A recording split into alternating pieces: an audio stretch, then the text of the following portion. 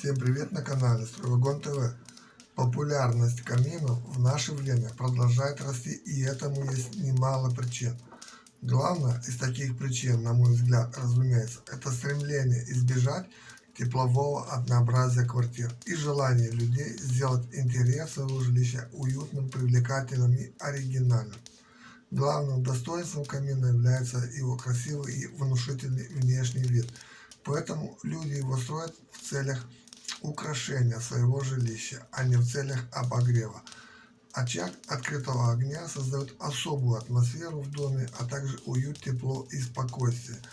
Учитывая, что камин имеет массивные габариты и большой вес, их размещают таким образом, чтобы они занимали как можно меньше полезной площади в доме. Обычно камины располагают на первом этаже или в помещениях с прочным железобетонным полом у внутренней капитальной стены.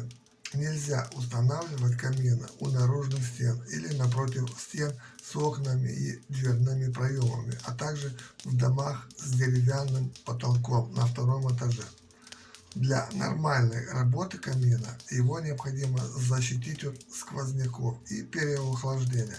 Поэтому с этой точки зрения камины с открытой топкой не размещают в коридоре или рядом с лестницей. Также камин с открытой топкой нельзя размещать в маленьких комнатах, площадь которых не превышает 20 квадратных метров. Маленькие комнаты не обеспечат достаточное количество воздуха, необходимое для сгорания топлива, и поэтому камины в таких помещениях будут плохо работать. Конструкция камина бывает очень разная, как говорится, на любой вкус и предпочтение, но сейчас мы эту обширную и неисчерпаемую по сути тему затрагивать не будем, так как нас больше всего интересует сегодня размещение камина в доме, а не его конструкция, то в зависимости от возможности расположения в доме различают камины, встроенные в стену, пристенные и островные. О том, что это за камины и как их можно расположить в доме, мы поговорим сегодня более подробно на канале.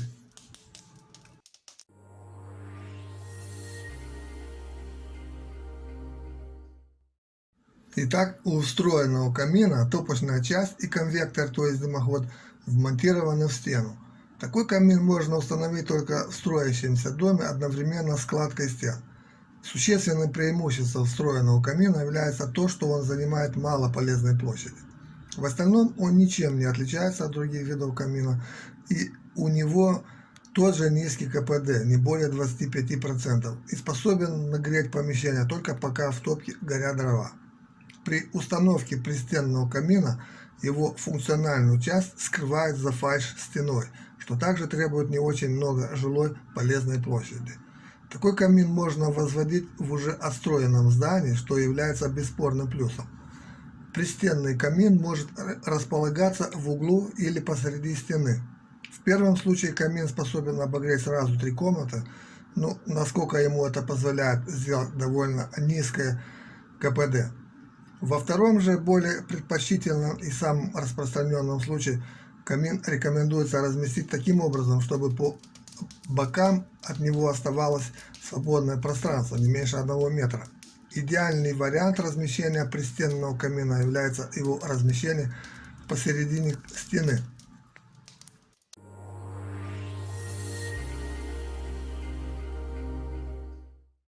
Что касается островного камина, то такой камин имеет открытый вид со всех сторон, поэтому вид у него шикарный и эффектный. Камин также органично вписывается практически в любой интерьер и может занимать немного полезной площади. Такой тип камина можно устанавливать в больших и средних по размерам помещениях. Все зависит от его размеров и материала, из которого он сделан. Обычно островные камины устанавливают на некотором возвышении над уровнем пола. Дымоход такого камина обычно свешивается с потолка на цепях или пружинах, располагаясь таким образом над топочной частью камина. Островные камины в целом похожи друг на друга, но в то же время они бывают очень разных конструкций и форм, и поэтому в любом случае непременным требованием к каминам такого типа является открытый доступ к порталу, который должен быть обращен в центральную часть комнаты. И это все, что я хотел вам рассказать сегодня. Спасибо всем за внимание. Жду, как всегда, ваши комментарии под этим видео.